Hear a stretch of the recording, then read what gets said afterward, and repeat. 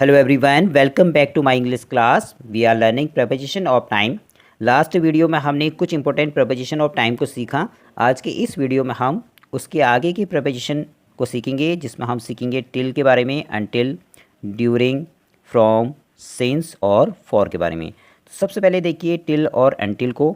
It is used to express the duration of time up to a specific period.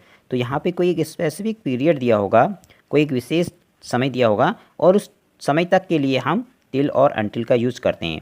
तो till जो है उसका use हम informal के लिए करते हैं और फॉर्मल वे में हम यूज़ करते हैं अनटिल. एग्जांपल देखिए, I can not come until 6 o'clock. तो 6 o'clock एक दिया है टाइम, जो उस टाइम तक के लिए हम यहाँ पर बात करेंगे कि I can not come until 6 o'clock, यानी कि 6 बजे तक मैं नहीं आ सकता. इस सेंटेंस में ये बताया गया है. Next, during. It is used to express the interim period of to action. यहाँ पर दो एक्शन की बात होगी और उस टाइम पीरियड के बीच की बात हम करते हैं, तब हम यूज़ करते हैं during. Example, the sun gives us light during the day. तो यहाँ पर दो टाइम की जो बात हुई है वो है मॉर्निंग और इवनिंग. मॉर्निंग और इवनिंग के बीच में सन हमें लाइट और हीट देता है. तो यहाँ पर देखिए, तो यहाँ पर जो है ड्यूरिंग मतलब मीन्स मॉर्निंग एंड इवनिंग. तो इस जब दो टाइम के बीच की बात होगी तब हम यूज करेंगे प्रपोजिशन ड्यूरिंग का. Next, from.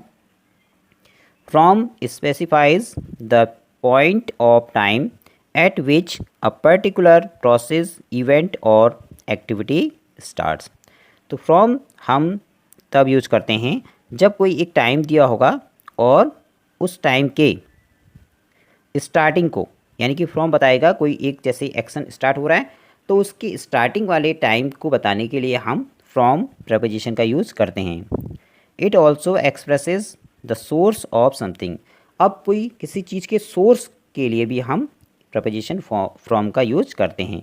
एग्जाम्पल में देखते हैं, I will be present in the office from 8 to 5 PM.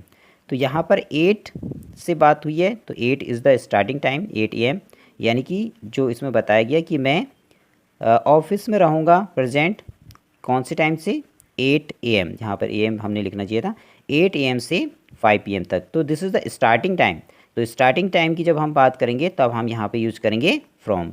और किस टाइम तक के लिए यूज़ करना है, तब हमें यूज़ करना है to. Now the next sentence, I received a gift from my friend. तो यहाँ पर सोर्स जो हमने सेकंड जो इसका रूल सीखा था, it also expresses the source of something. तो सोर्स क्या है, कहाँ से हमें गिफ्ट मिला, फ्रेंड से. तो फ्रेंड्स जब कोई सोर्स होगा जहाँ से हमें कोई चीज़ रिसीव होगी तो उससे पहले भी हम फ्रॉम का यूज़ करते हैं. Now since. Since is used to suggest the point of time at which an action started. तो सिंस बताता है हमें एक पॉइंट ऑफ टाइम, एक टाइम का पॉइंट जिससे कोई एक्शन स्टार्ट होता है. तो यहाँ पर एग्जांपल में हम देखेंगे, I have been waiting for you since 7 AM. तो यहाँ पर बताया गया कि मैं आपका वेट कर रहा हूँ 7 AM से. तो 7 AM is a point of time. तो उससे पहले हमें लगाना है preposition since. Now let's see the last preposition for. For is used to suggest the period of time from which an action has been going on.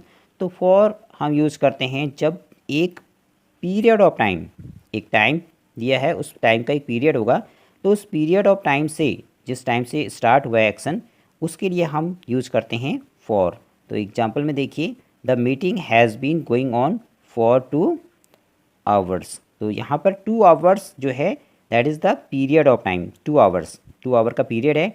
तो जब when there is the period of time, जब हम period of time का use करेंगे then we use for.